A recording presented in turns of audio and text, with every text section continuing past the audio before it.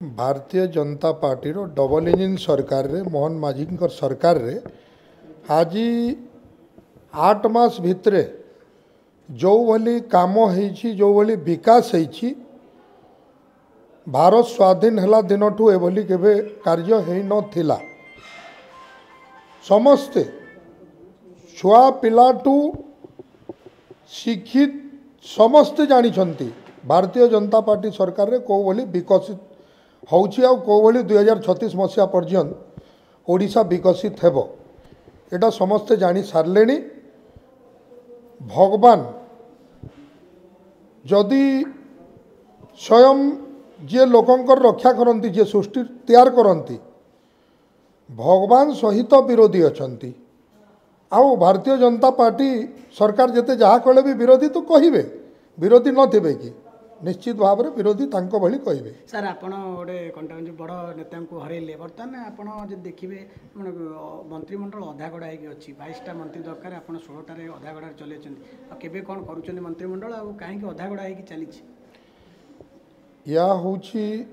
दलर निष्पत्ति सरकार निष्पत्ति कैबिनेट रे जहाँ निष्पत्ति हेबो निश्चित भाव में slow and steady wins the race धीर पानी पत्थर काटे हड़बड़ हेले आंठू फाटे। निश्चित भाव में हेबो हमको सरकार चलेबार अछि हमको खाली पद पद भी नहीं करी चलेबार नाही। ओडिशार लोकंकर 4 कोटी 25 लक्षंकर सरकार केमती भल चलिबो सही हिसाब रे ज्ञान लगेकी चलेबे निश्चित भाव में सबू हेबो संपूर्ण करा समय को अपेक्षा करने को पड़े। सर यदि आपन से गुरु दायित्व दिया जाए मंत्रिमंडल सामिल करा जाए करे कहला नया वर्ष पर नया रूप बीजेपी सरकार नब निश्चित भाव में